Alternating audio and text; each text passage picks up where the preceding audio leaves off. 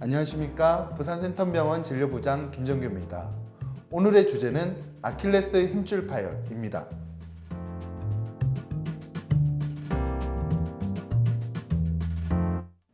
오늘 저와 함께 아킬레스 힘줄 파열에 대해 여러분들에게 알려드리고자 특별히 전문가 한 명을 더 모셨습니다. 이윤성 과장님 안녕하세요. 안녕하세요. 안녕하십니까. 부산센텀병원 관절센터 진료과장 이윤성입니다.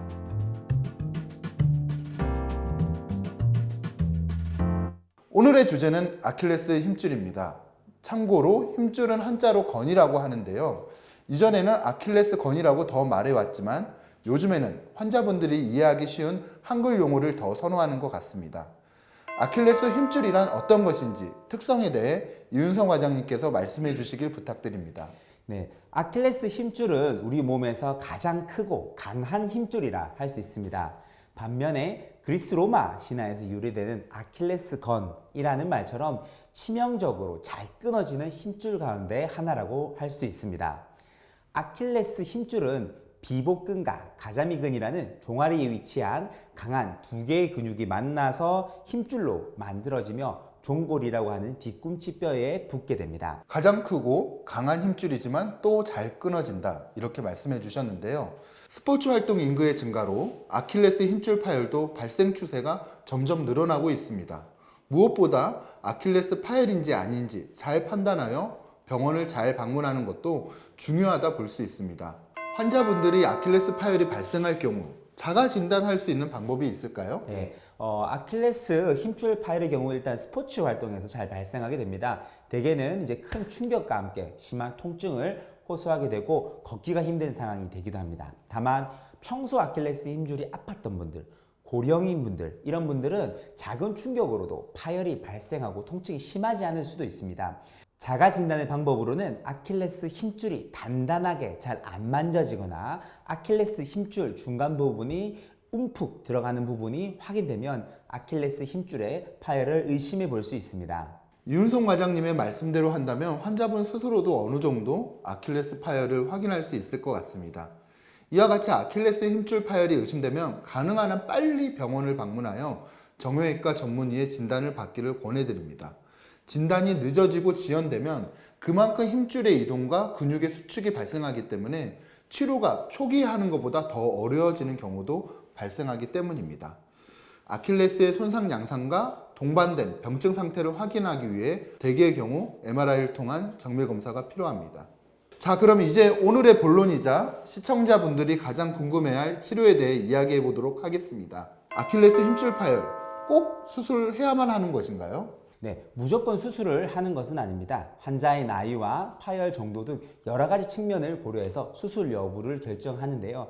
대개는 젊고 건강하고 활동적인 분은 아킬레스건 파열이 있다면 수술이 답이겠지만 나머지 경우에 있어서는 비수술적 치료도 고려를 해볼 수 있습니다. 수술과 비수술적 치료 각각의 장단점에 대해서는 정형외과 족부의 세계적 교과서인 만이라는 책에서 명확하게 다음과 같이 표로 제시하고 있었습니다. 수술의 장점은 아킬레스를 보다 더 강하고 단단하게 회복할 수 있다는 점이 있습니다. 그렇기 때문에 재활 가운데 재파열에 대한 위험도 줄일 수 있으며 보다 더 이전에 가까운 신체 능력의 회복을 기대할 수 있습니다. 따라서 활동적인 젊은 층 및 운동선수에게서 고려해 볼 수 있는 치료 방법이 되겠습니다. 다만 수술로 인해서 감염이라든지 저림감이라든지 감각의 저하 같은 수술 후 합병증이 발생할 수 있다는 단점이 있습니다.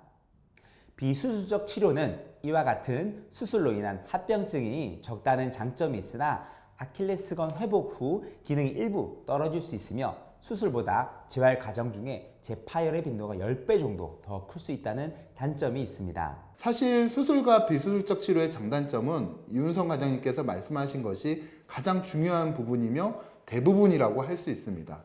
다만 모든 아킬레스 힘줄 파열에 있어 동일하게 비수술적 치료만을 할 수 있고 또 수술적 치료만을 해야 한다는 이분법적인 상황은 존재하지 않는다는 점을 강조하고 싶습니다. 즉 수술적이든 비수술적이든 아킬레스 파열이 발생한 환자의 여러 상황을 고려하여 최선의 치료를 하는 것이 무엇보다 중요한 요소가 아닌가 생각합니다. 비수술적 치료도 분명하게 좋은 치료이고 실제 저희 부산 센텀병원에서는 상당한 비중으로 비수술적 치료도 이루어지고 있습니다. 실제 사례를 말씀드리겠습니다.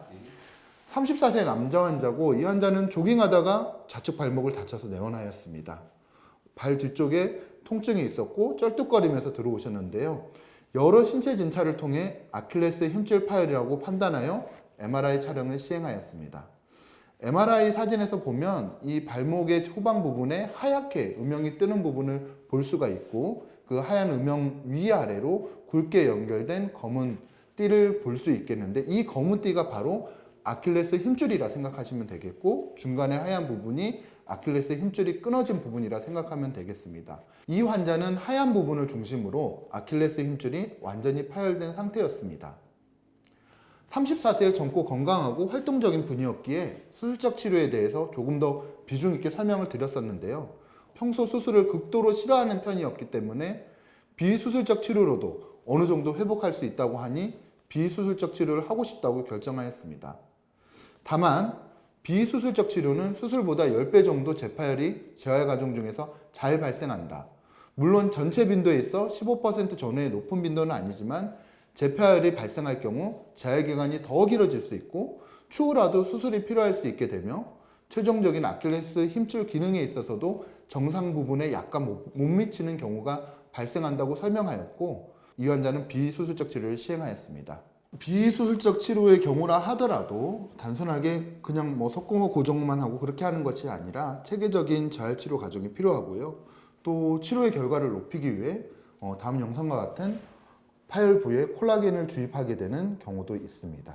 다치고 난 이후로 환자는 3주 동안 석고 고정을 했고요. 이때는 목발을 이용해서 체중발을 하지 않은 상태였고 3주 후에 석고를 풀고 초음파를 통해서 간단하게 확인을 해보니 콜라겐 주입 위쪽으로는 아킬레스가 연결되어 있고 그 아래 빈 공간은 콜라겐이 메꿔져서 일종의 보충되는 가구 역할을 해주는 것도 확인할 수 있습니다.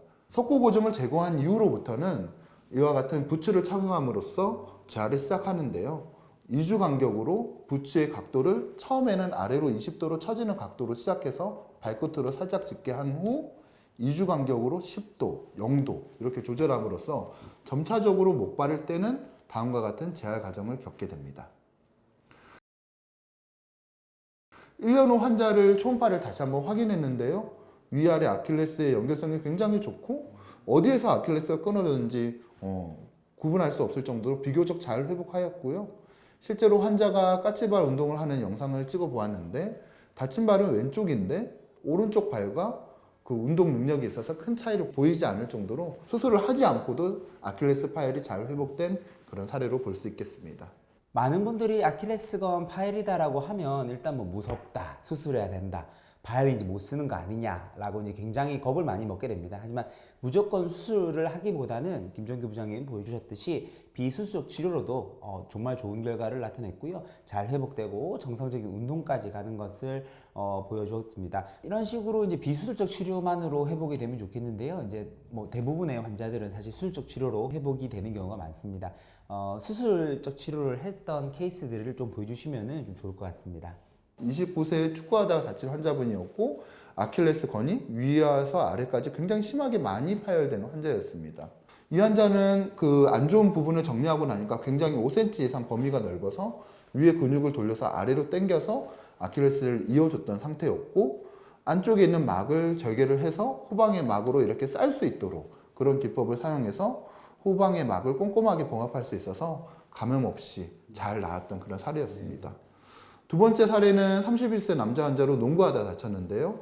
이 환자 역시도 후방의 막을 잘 살려서 이렇게 꼼꼼하게 수술을 잘 시행했고 수술 후 3개월에 촬영한 영상 사진인데요. 발목 관절 운동도 원활하고 까치발 운동도 어느 정도 잘 될 정도로 비교적 수술적 치료에 있어서 잘 된 사례로 볼 수 있겠습니다.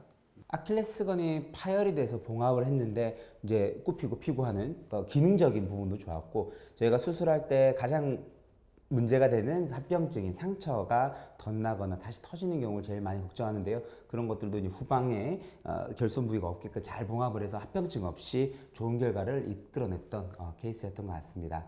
과거에 수술하는 선생님들은 그냥 아킬레스를 단순하게 튼튼하게 이어주는 데만 포커스에 잡혔는데 최근에 있어서는 아킬레스 주변을 싸고 있는 조직을 잘 꼼꼼하게 해주는 것이 수술의 감염증을 줄이고 합병증을 줄인다고 이야기를 하고 있으시고요. 아킬레스 파열의 치료에 있어서 무엇보다 중요한 것은 수술이냐 비술이냐 원하는 환자의 어떤 요구와 또 이 상태에 있어서 수술을 해야 되느냐 하지 말아야 되느냐 판단하는 전문가의 판단이 적절하게 조화가 이루어져야 된다고 저는 생각합니다. 아킬레스 파열이 되었다고 판단을 하신다면 최대한 빨리 병원으로 오셔서 비수술적 치료든 수술이든 빠른 판단을 통해서 적극적으로 치료하는 것들이 아킬레스 파열에 있어서 좋은 결과를 얻을 수 있을 것으로 생각됩니다. 수술에 대해서 무조건 두려워하지 마시고요. 과거에 비해서 감염과 같은 합병증을 줄이는 여러 가지 기법을 우리 부산센텀병원 정형외과에서는 적극적으로 연구하고 노력하고 또 그 결과를 보여드리고 있기 때문에 편하게 병원 오셔서 전문가의 판단과 함께